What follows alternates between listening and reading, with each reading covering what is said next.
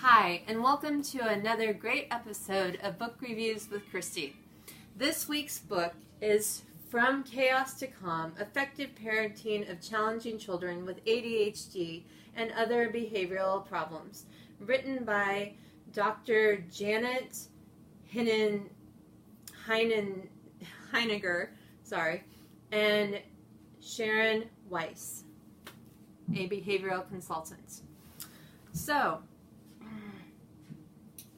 the author's approach to the topic of ADHD basically dealt with going through day-to-day life with her son and family. Her son has ADHD, and it started with him in the 3rd grade, and as the book progressed, it worked up to him being in 7th grade.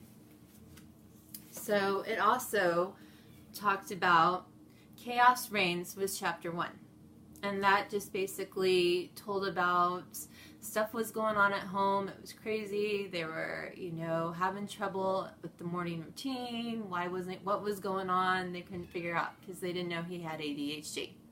The 2nd chapter was called Help, Getting the Right Help and Knowing When to Use it. So they did a lot of research on how to figure out who best could help them, how many people they needed to talk to, what they could do to help their son. Chapter 3 talked about the power of the pill, neither curse nor cure. They were trying to decide, do we want to put him on medication? Do we not want to put him on medication? Is it going to help him? What did the doctor want them to do? And that it's not a fix-it. It doesn't just automatically fix your child. Chapter 4 was getting up, going to bed, and other routines. How to restructure daily life so it isn't pure hell. That one was basically just, making sure that you have a routine, maybe a visual schedule or something that will help your child to get through his every day steps throughout his day, basically, and how they had positive reviews about it and how some of their routines didn't always go the way that they planned. Chapter 5 was That's It, I've Had It, how to get your child to do what you want him to do. So that one was basically, they were talking about how do we get him to get out of bed, get dressed, eat breakfast, go to the, go get ready get everything he needs for school, make his lunch. And so they kind of came up with some strategies on what to do, what worked best, what didn't. Chapter 6 was Where Did I Go Wrong? Shedding Bad Habits. And that was basically, the parents kind of blaming themselves, thinking they're to blame for this, and the doctor telling them it's not your fault that this happened. Chapter 7, I Can't Take It Anymore. Devising solutions for specific problems. That was basically, mom and dad had really struggled with everything, but how can we come up with a solution? What is going to make him get out of bed? What can we give him to say, let's do this? What works best for him and for us? Chapter 8 was How is my kid? How am I ever going to make it through school? Parents and educators working together. So that chapter was basically about the parents trying to, how could they work together with the educators? What can we tell them, about our child with ADHD, things that we know worked last year with him that might work this year, because they had some good teachers that were great and some teachers that just thought he was lazy. So chapter 9 was What? I Have to Do It Myself. Fostering independence and responsibility. That was getting their child to be independent, and them not always doing stuff for him, because he got used to at home them, reminding him he needed to do this, and then or having his lunch ready for him, or if he forgot to put his dish in the dishwasher, then mom would do it. And the doctor said, no, you've got to make him responsible to. He needs to be independent. Independent was a big key factor in this book for him, and for any student, really. Chapter 9 was make new friends, but keep the old. Learning the stuff everyone else just picks up. This chapter basically their son had trouble making friends, and so friends were hard to come by. Like, he'd have friends that would come over and play, and he'd do okay for a couple hours, but then he would want to do his own thing. He didn't want to do what they wanted to do. So trying to figure out ways for him to get friends and so, you know, do some social skills, learn some social skills, and work on social skills, kind of. Chapter 11, we're all in this together. Reconstructing family dynamics. So that one basically was, they recommended that you have family meetings so everyone in the family can kind of come together and say, okay, this is what I think we need to do. We should probably do this, and that, you know, and come up with ideas of things that you think this is what needs to happen. You know, and knowing that your challenging child is not like your other child. You know, I mean, not all your children are challenging children. Some might be. But you need to remember that just because Susie can get her shoes tied right away and Johnny takes forever, doesn't mean that you should be like, why in the world can't Johnny get this the first time?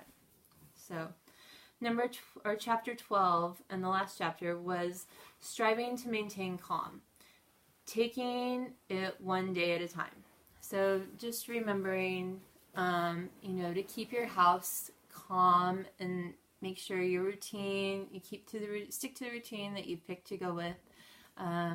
Try not to yell and get frustrated. Just take it one day at a time, one step at a time. And eventually, you know, things will get better. So it says,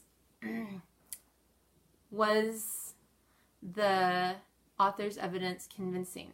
Yes, I think it was very convincing because it went through the life of her and her family and how they dealt with their challenging child, the strengths that he had, the weaknesses he had, the things that worked for them, the things that didn't work for them. Another question somebody asked was, what sources did the author use for evidence? The sources that she used they did their day-to-day life, you know, from the time that they talked about when he was in kindergarten and just kind of gradually went up till 7th grade. And she also, the co-author, who was a behavioral consultant, she was mentioned in here a lot and gave ideas of ways that they could, because they really struggled with their child with ADHD and what to do on getting a set routine down for him on how to get everything done and for it to go smoothly. Another question that came in was, does the author's information conflict with other books you've read on the same topic? And I would have to say no, because most of the books that deal with the challenging behaviors and ADHD, I feel, you know, have basically the same information about what ADHD is and everything. This book might have had a couple new strategies to try, you know, with your challenging behavior child.